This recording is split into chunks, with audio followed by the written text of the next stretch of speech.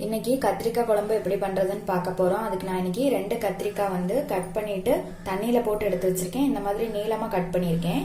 ஒரு 5-6 பல் பூண்டு, ஒரு 5-6 சின்ன வெங்காயம், 2 தக்காளி, 2 பெரிய சைஸ் தக்காளி எடுத்து குட்டி குட்டியா கட் பண்ணி எடுத்து வச்சிருக்கேன். தாளிக்கிறதுக்கு கடுகு, வெந்தயம், கருவேப்பிலை. குழம்பு பொடி 2 டேபிள் ஸ்பூன் போட்டுக்கலாம். நான் இப்போ வந்து கொஞ்சமா எடுத்து வச்சிருக்கேன், நம்ம தேவைக்கு யூஸ் பண்ணிக்கலாம். கொஞ்சம் மஞ்சள் பொடி, காயப்பொடி, புளி தேவைக்கு, குழம்புக்கு தேவையான அளவு தண்ணியில ஊற போட்டு எடுத்து வச்சிருக்கேன். நம்ம இப்போ எப்படி பண்றதுன்னு பார்க்கலாம்.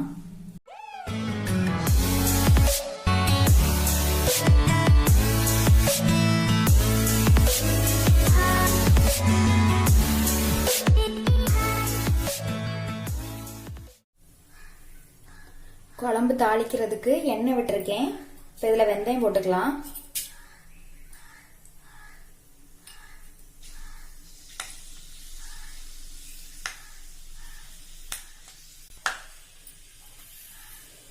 கடுகு,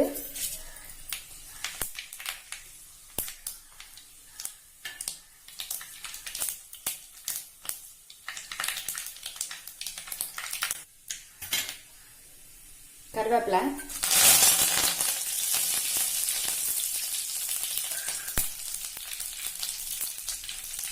பூண்டு,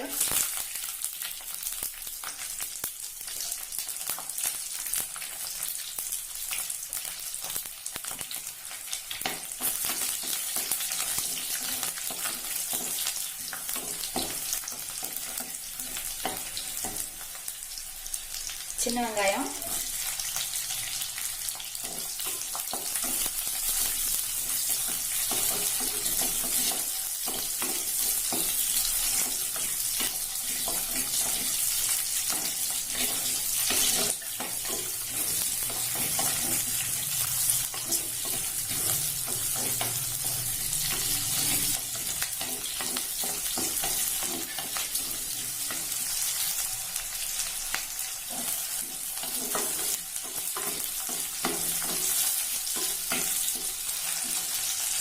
வெங்காயம் கொஞ்சம் வதங்கியாச்சு. தக்காளி சேர்த்துக்கலாம்.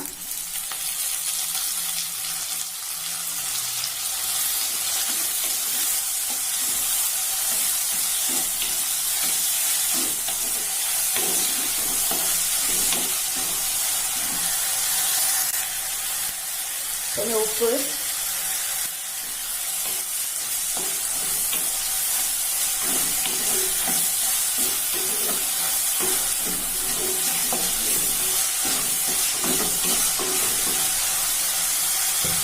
தக்காளி நல்லா குழையணும்.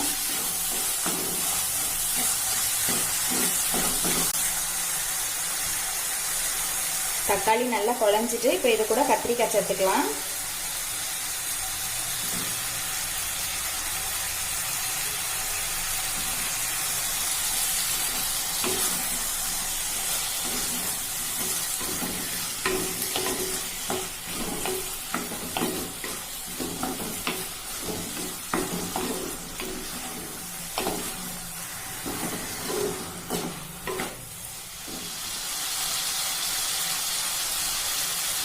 கத்திரிக்காய் போட்டு ஒரு 2 நிமிஷம் நல்லா வதக்கியாச்சு. இப்போ இது கூட மஞ்சள் பொடி போட்டுக்கலாம்,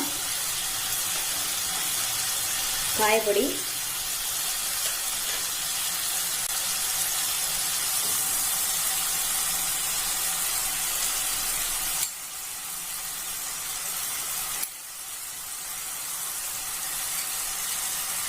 குழம்பு பொடி ஒரு 2.5 ஸ்பூன் போட்டிருக்கேன். குழம்பு பொடி இல்லைன்னா சாம்பார் பொடி போட்டுக்கலாம். அப்படி இல்லைன்னா மல்லிப்பொடி, வத்தல் பொடி, மஞ்சள் பொடி மட்டும் சேர்த்தா போதும்.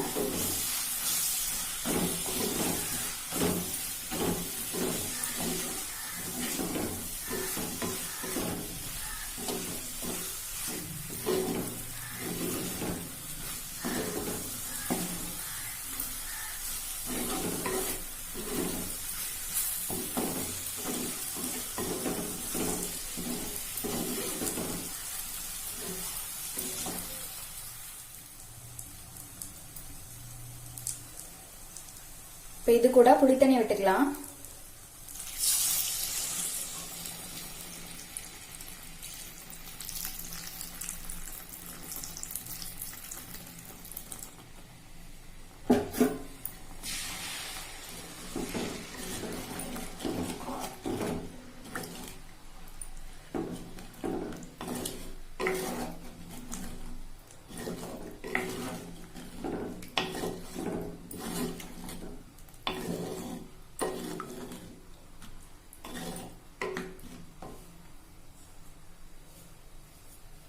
கூட கொஞ்சம் தண்ணி விடுறேன்.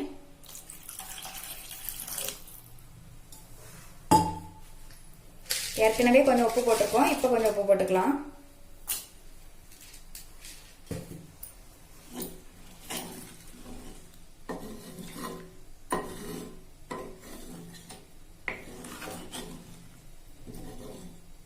குழம்பு நல்லா கொதிக்கட்டும், காயும் கொஞ்சம் வெந்து வரட்டும், காமிக்கிறேன்.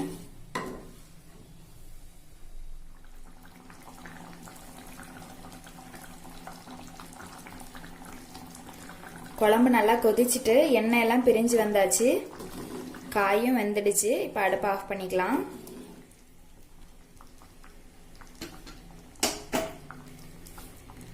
இது மாதிரி நீங்களும் செஞ்சு பாருங்க. செஞ்சு பார்த்துட்டு எப்படி இருக்குதுன்னு சொல்லி கமெண்ட்ல சொல்லுங்க.